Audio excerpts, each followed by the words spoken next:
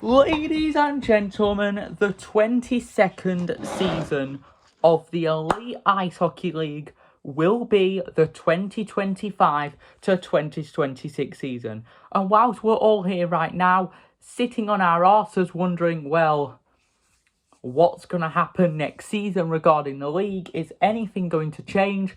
Well, guess what? Probably not. But today, we're going to go through a few ideas that I think should change in the Elite League next season. This does include the crappy Challenge Cup format of 24 to 25, and why the Belfast Giants were easily going to win the cup, and how we could change that going into next season. If you guys go on to enjoy this video, give it a like and of course subscribe. Guys, quick question, say it in the comments. Would you buy a Sheffield Steelers merchandise? Not Sheffield Steelers. Well, you would buy Sheffield Steelers merchandise. But what if it was Sheffield Steelers guy merchandise? I've got a very big announcement. Sheffield Steelers guy merchandise is on its way. You will be able to get your own Sheffield Steelers guy shirt, your own Sheffield Steelers guy hoodie. It'll be all up soon on the Sheffield Steelers guy store. It will be greatly appreciated. We're just thinking of what to do. We might even do Sheffield Steelers guy pucks. You never know. So let me know what kind of merch you want and I will see if I can do it. That puck just went rolling across the decks. So let's start by talking about the Utilita Arena season ticket car park prices. A lot of Sheffield Steelers fans are cancelling their season ticket because the Utilita Arena wants everybody's money up their backside. So basically, the Utilita Arena has made prices for the car park really expensive. Bear in mind, you're paying this for 2 hours for the whole season. So when the Steelers announced that Ryan Tate was going to join the club yesterday, everybody didn't care. They were just saying, I'm cancelling my season ticket. In my opinion, the first thing I said is, go park somewhere else. Me and my dad, we don't get season tickets because, one, the price of it, which is absolutely rocket expensive. 2, we might not be able to afford every home game anyway. And 3, the normal cost of a ticket just to go to one home game instead of a whole season is a lot cheaper than the whole season. I've also came to the conclusion that the club not showing shirts on the store when they put them up, instead of when they do the shirt launch and they put the pre-order and you can't see the shirts online, that does not actually help increase prices. It doesn't help increase prices at all. It just decreases prices because we all want to see it. We don't want to see a blank orange shirt. But anyway, that's not what today's video is about. Let's go through the Challenge Cup format. So obviously, Belfast are put into the easiest freaking group you could ask for. It's like freaking putting Tottenham Hotspur, well, in a group with Doncaster Rovers and freaking Walsall. That's how freaking easy this group is for Belfast. They have the Dundee Stars, the Glasgow Clan, and the Five Flyers in their group. Literally 3 of the bottom half of the league teams against, well, one of the best teams in British hockey at the minute. Not the best, because the best are up there on that logo, because we've still won more trophies. But the Belfast Giants are obviously every single year easily going to win that group. I don't think I've ever seen a year where they've not won that group. So let's mix it up and let's jiggle it up and let's say what we want the new format to be. Now, obviously, last year's Challenge Cup format was absolutely, well, crap, for one thing.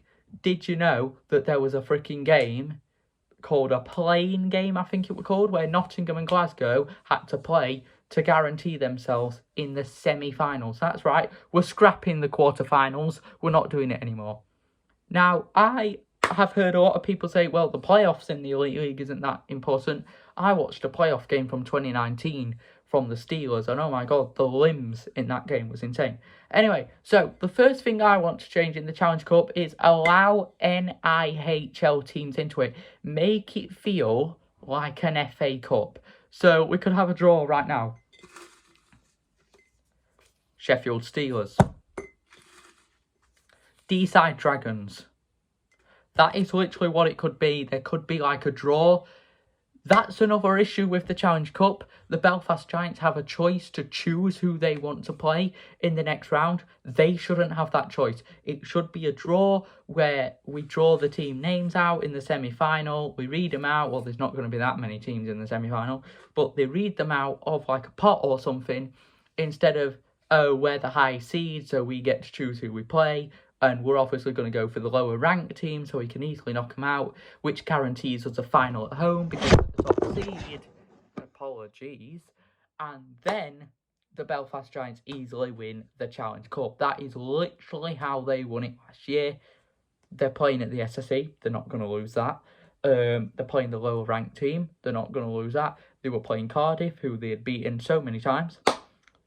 So, in 25-26, EIHL teams, and I don't think this will happen, I think they'll stick with the other crappy format we've currently got, but EIHL teams could be put into the Challenge Cup. There are enough British teams to put it into like a round of 64, where let's say Belfast play Slough Jets to start the tournament and they move on to the round of 32, then the round of 16, and the Challenge Cup would be so much better because you could have the magic of the Challenge Cup where you could have freaking Hull Jets knock out the Cardiff Devils on a random night. Think of the atmosphere, and it would mean a lot of EIHL teams could actually go to some really big arenas. Not only that, the Elite League very much needs an expansion. When Leeds Knights won their league for the third time in a row last year, I thought this surely means they're going to come up into the Elite League because it looks like they're just finding the top flight of the EIHL a bit too easy. And I think Leeds Knights would honestly take the Elite League, and I think Leeds Knights need a harder task in, obviously, their hockey business, because no doubt they're probably going to win it again next year, doing 4 in a row, becoming Man City.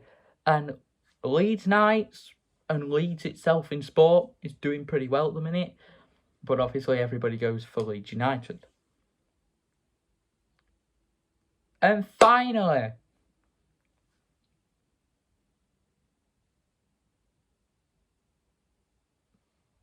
let's go I don't know why I had a pause then. Let's go through the signings that have happened over the Elite League over the past few days.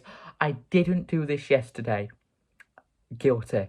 But Paul Thompson has got an assistant coach. I'm not going to read his name out because it completely flew in my head and I've completely forgot what his name were. But Paul Thompson's got an assistant coach. Jordan Kelsall is back at the Nottingham Panthers. Well, that's not surprising, is it? That's so shocking. And I forgot to say this one. The Dundee Stars have signed Jackson DeSouza, I think he's called. He's an American like forward or defenseman. I'm not sure. I haven't checked these things. And the Steelers have gone quiet. Guys, I'm literally having to make my own content. Just give me news on Watling.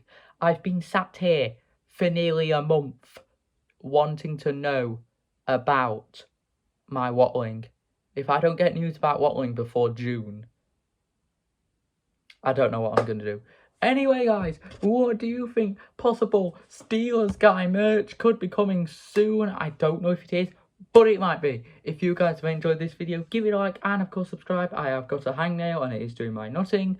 And I might see you guys tomorrow for another Sheffield Steelers guy video. Thanks for watching, guys. Goodbye.